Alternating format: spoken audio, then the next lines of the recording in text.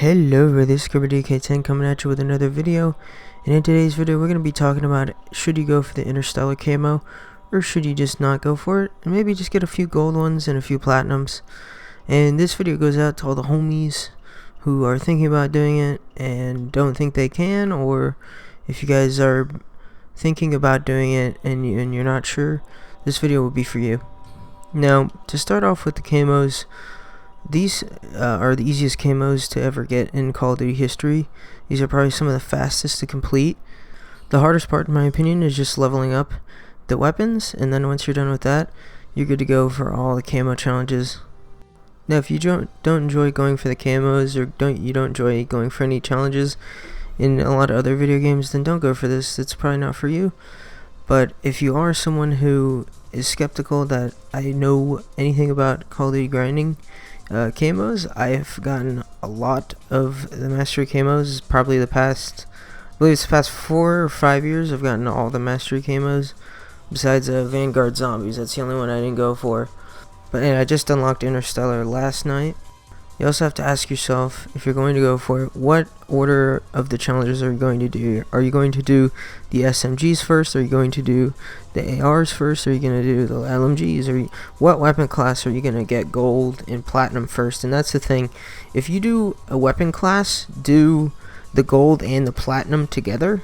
That way you don't have to go through the weapons and get all them gold, and then go through the weapons again to get them platinum. Most of the platinum challenges are pretty easy. I think the hardest one is the get 3 kills in one magazine. That one's pretty easy. You just get 3 kills, then you reload your weapon, then get another 3 kills and reload, and you just keep doing that until the challenge completes. Now, another thing you want to do while doing these challenges is you want to focus on what maps you're playing.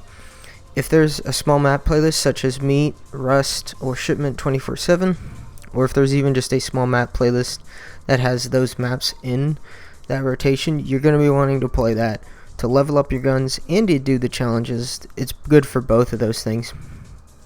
Another thing you also want to look out for is double XP weekends. Those are your big chances to get a lot of weapon XP and to get most of the hard weapons out of the way. You want to be using the weapons that are the worst in the game. In my opinion, this would be the pistols and the sniper rifles. Those are probably the hardest, and the snipers have tons of weapon levels to them, so you want to get those leveled up as soon as possible. Now, should you go for the camo in general?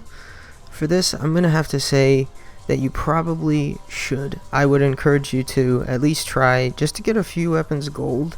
See if you like doing that. If you don't, then I would say just stick to, whatever weapons you've got in gold, and maybe get a few more, maybe go for platinum if you really want to, or I guess forged in this game.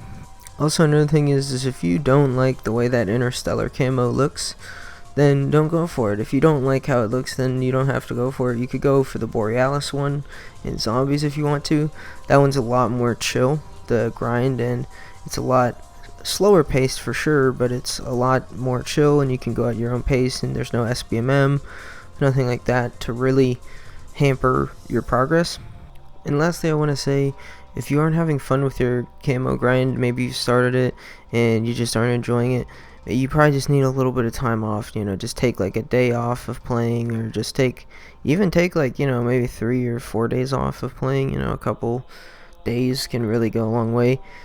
You don't have to complete the camo right as the game comes out. You don't have to complete it like a month after the game came out or whatever.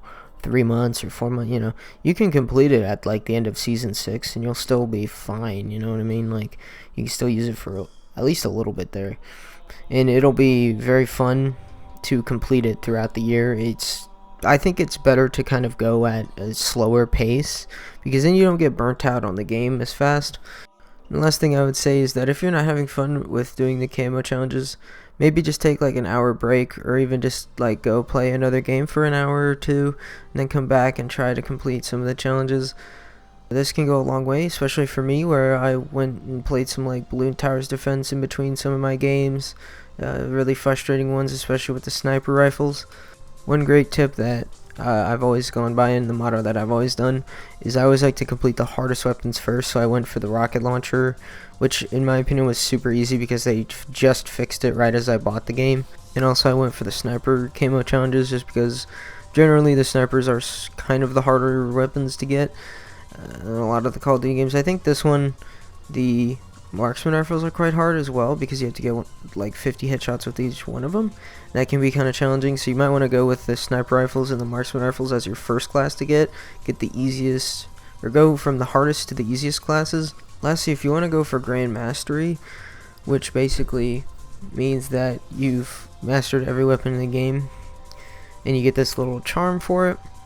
Basically what this is whenever you complete all the camo challenges, you unlock the ability to get the Grand Mastery challenge, and what happens is you go through and you have to get a specific kill amount with all 4 of the different camos, the mastery ones, and then once you're done with that on all the weapons, you essentially have to get 1,000 kills on every weapon.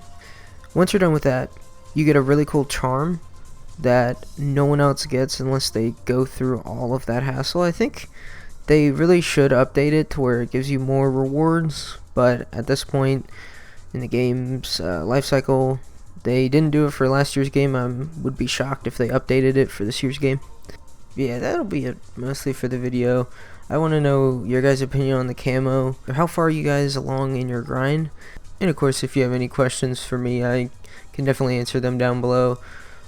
I personally love how Interstellar looks. I think it's probably the best mastery camo we've gotten, next to Dark Matter maybe, from Black Ops 3, the original mastery camo. And of course I think Exclusion Zone is probably up there too. So maybe this is like the 3rd or the 4th, but it's definitely pretty high up there in terms of how good it looks to the other mastery camos that we've had in Call of Duty.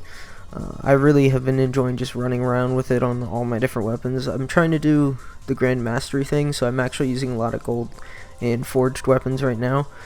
Mostly I'm trying to do the pistols first because I think those are probably going to be the hardest ones to get the like mastery charm on. And I'm probably going to end up with like the ARs, or maybe I want to do the sniper rifles last. I'm not too sure in the order that I'm going to do it, but I definitely want to try to go for that Grand Mastery charm throughout the year.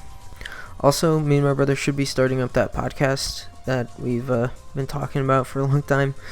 It should be coming out soon, so hope you guys enjoy the content. I'm going to let this gameplay play out. You guys have a great day. Peace.